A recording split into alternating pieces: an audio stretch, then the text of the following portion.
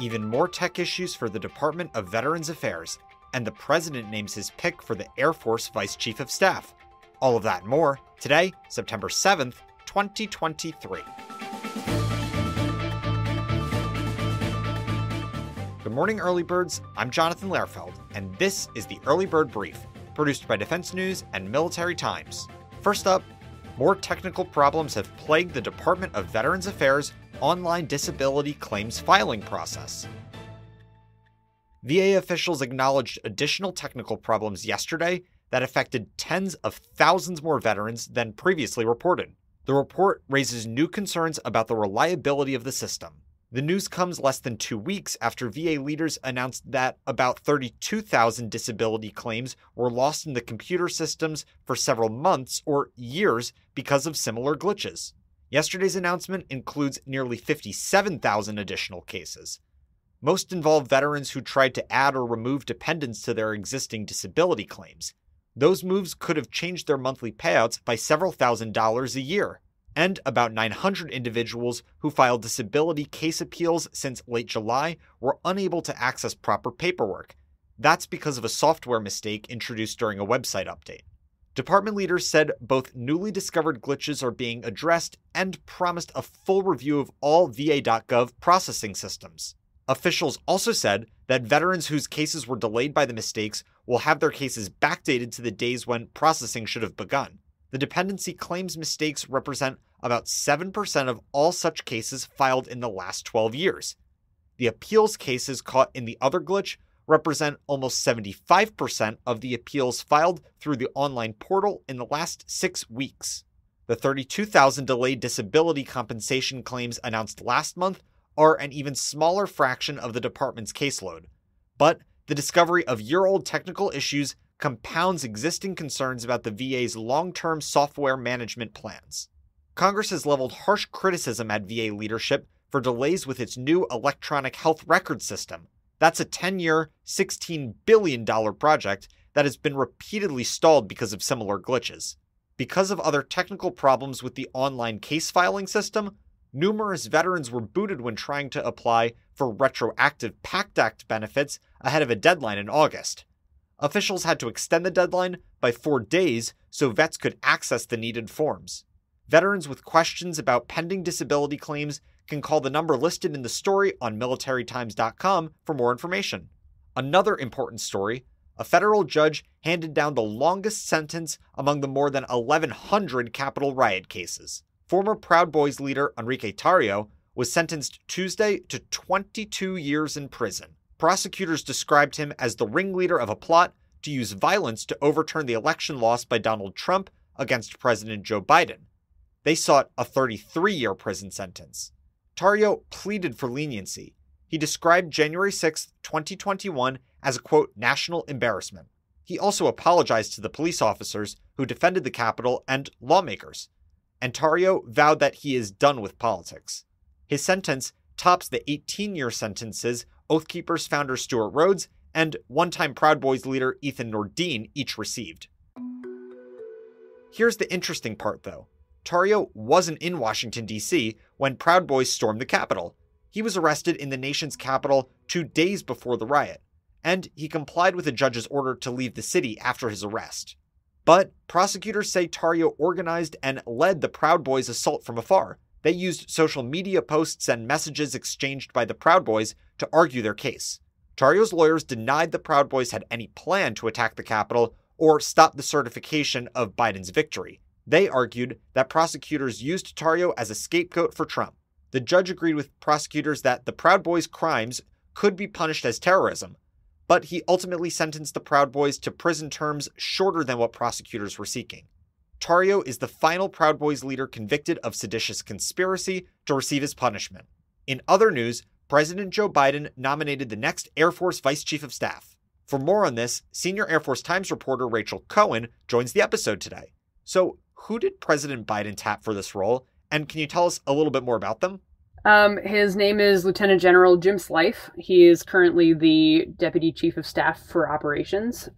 He's a longtime Air Force Special Operations guy. He came from being the commander of Air Force Special Operations Command before this current job. One of the corners of the Air Force that's been tasked the most over the last few decades. He joined the Air Force in 1989 through ROTC, and he's really going to be tasked with being the point man on the Air Force's new plan to, deploy people a little more deliberately, a little more predictably, make the force more flexible, kind of adapt it to, a new way of war that looks a lot less like what we've been doing in the Middle East and focuses more on the Pacific and what we would need for that. And how has the ongoing hold in the Senate over military nominations and promotions impacted this nomination? Yeah, Senator Tommy Tuberville is a Alabama Republican, is still holding up over 300 Pentagon nominees, including some of the Pentagon's top brass, General C.Q. Brown, the nominee for chairman of the Joint Chiefs, many, many other people. So basically what happens now is, his nomination is received in the Senate. The Senate can schedule a confirmation hearing, just to hear from people about what they would do in the job. And, then it remains to be seen when the Senate would actually be able to confirm them. Tuberville is holding everybody up in the hopes that the Pentagon will reverse its policy on funding related to abortion procedures. The Pentagon won't pay for troops to get abortions, but you can ask for money to travel out of state. If you live in a state where it's not legal, they'll help you out financially. He would like to see that change, and he's, kind of holding these nominations hostage until that happens. But this has been going on since February, and there's really no sign of it abating anytime soon. Thanks, Rachel. If you enjoyed our conversation today, please like and rate us wherever you get your podcasts. Also on the radar for today, a Russian missile struck an outdoor market in eastern Ukraine yesterday. Officials said it killed 17 people and wounded dozens more. Ukraine's Minister of Internal Affairs said the market was hit by a ballistic missile. The deadly attack came as U.S. Secretary of State Antony Blinken arrived in Kyiv. According to U.S. officials, Blinken's visit was aimed at assessing Ukraine's 3-month-old counteroffensive and signaling continued U.S. backing. Some Western allies have expressed worries about Kyiv's slow progress in driving out Russian forces. U.S. officials said there has been some concern surrounding day-to-day battlefield setbacks.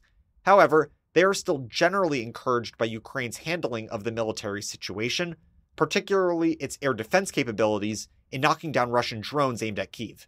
A senior State Department official said Blinken was set to pledge more than $1 billion in new U.S. funding. They spoke on condition of anonymity in order to discuss the announcement before it was made. The aid comes from money Congress previously approved.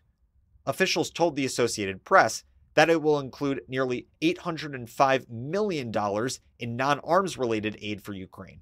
About $275 million will reportedly be military aid, including depleted uranium rounds. Some are concerned about the use of those, though, according to a United Nations report last year, depleted uranium is 40% less radioactive than natural uranium, and the radiation it does emit shouldn't pierce the skin.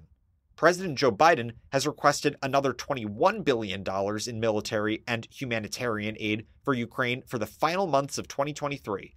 It's not clear, though, how much, if any, will be approved. And now, here are some other stories that we're hearing chirps about. The United States imposed sanctions on a Sudanese paramilitary commander this week for human rights abuses.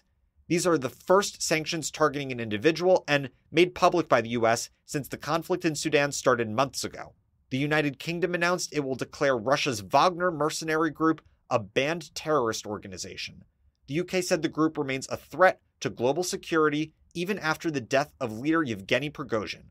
Al Jazeera, citing French media reports, said France is reported to be in talks with Niger's military about a possible withdrawal of French troops from the West African nation. That comes in the wake of frayed ties following a coup in July.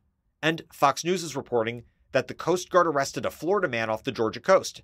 Coast Guard officials reportedly intercepted the man's unusual hamster wheel contraption that he was allegedly attempting to run to London.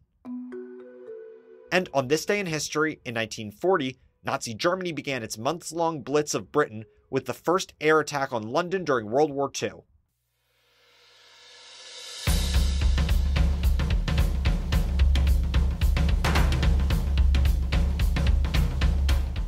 That's it for us this morning. To get more of the top stories and breaking news, go to defensenews.com/EBB to subscribe to the Early Bird Brief newsletter.